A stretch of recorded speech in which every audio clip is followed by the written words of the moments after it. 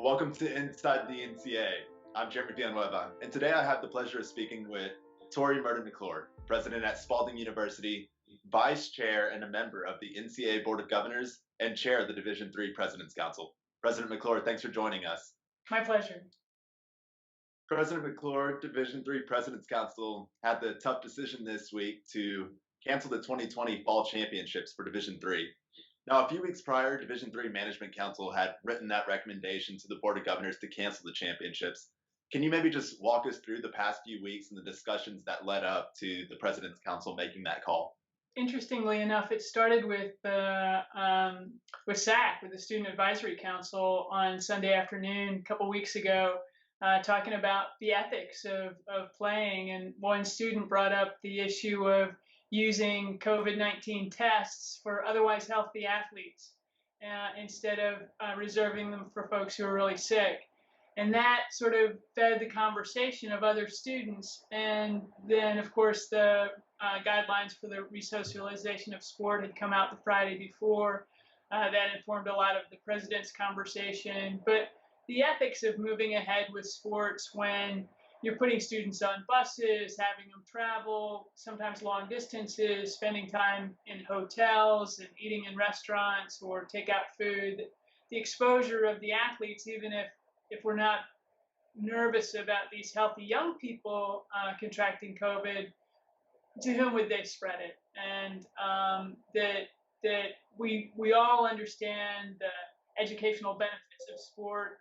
And I've often said that sports are not extracurricular; they're extracurriculum, and that many of our student athletes learn as much from their athletic experiences as they do from their classroom experiences. Although I'm careful not to say that too loudly among faculty.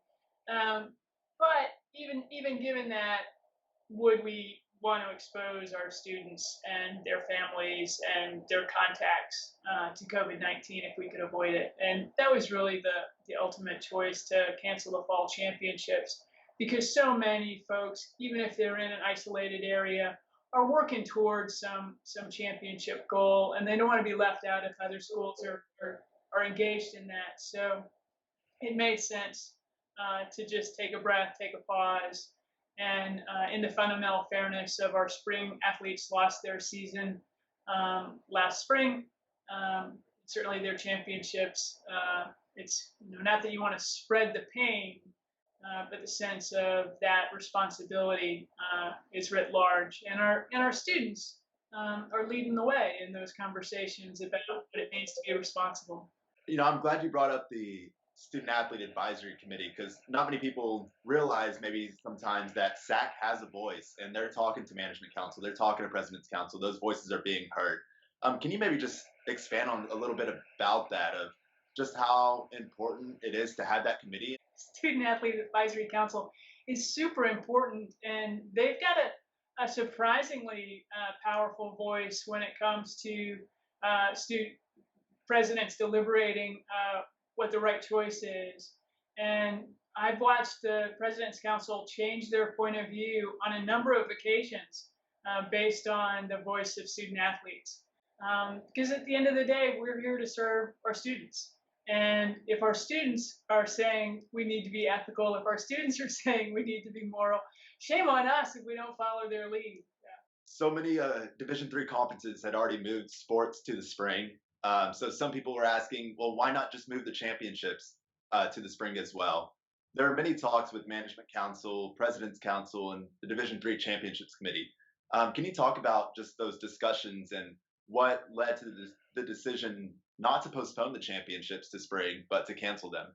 Yeah, so our conference decided to move soccer and volleyball to the spring, and certainly we discussed the efficacy of having championships in the spring.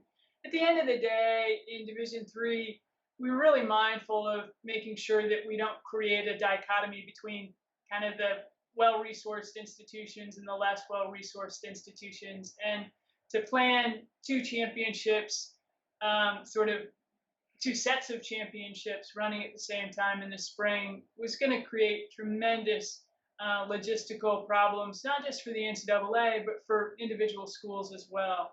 And it wouldn't have been a difficulty for our well-resourced institutions, but it could have created really difficult challenges for our less well-resourced institutions. And in the spirit of fairness, you know, the NCAA in my mind is about two things. It's about keeping students safe, and it's about trying to keep the playing field as level as possible so that competition feels fair. Being a part of the NCAA Board of Governors, many discussions just about kind of the guidelines as there is a return to sports. Can you maybe just talk about the directives that you gave the divisional, or that Board of Governors gave the divisional governance structures about just the kind of the return to sport, what that would look like, the requirements, the kind of 50% threshold that was given this past week. Can you just maybe explain a little bit more about those directives and ensuring that the health and well-being of the student athletes was there?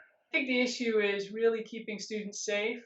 And as testing shifts and we get different sort of tests available, I think the testing paradigms will change, perhaps even in the next month or two. So that's one issue. The other issue is just making sure that we do the simple things like masks and social distancing when we can, and plenty of hand washing. All those straightforward things are in the guidelines. So the sense among the Board of Governors were trying to leave some room, some path for the continuation of fall sports for those institutions that think they can do it safely and indeed probably can, and allow those who feel like we don't have the resources or we don't have access to the tests that some institutions do to have a graceful way to step out. And I think over time, as we get better in managing COVID, opportunities for other athletes will open up, or the reverse could always happen, and no one's hoping for that. So many felt like this canceling of the fall championships was coming. It doesn't really make it hurt any less. Do you have any message to those student athletes and member institutions that are just kind of feeling that hurt right now?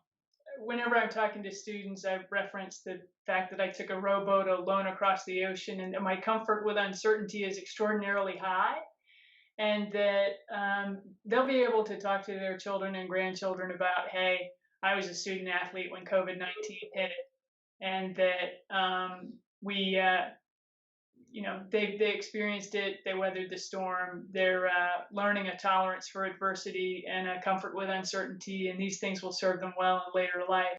It doesn't mean it's fun, it doesn't mean it's enjoyable for anybody, but it's certainly an educational opportunity. And the more they can find the joy in the next normal, and there'll be different iterations of what the next normal is. I hope it all goes well. President McClure, thank you so much for joining us and just kind of sharing some of that insight on the tough decision that you and the President's Council had to make. Cool. Thanks very much. That does it for this edition of Inside the NCAA.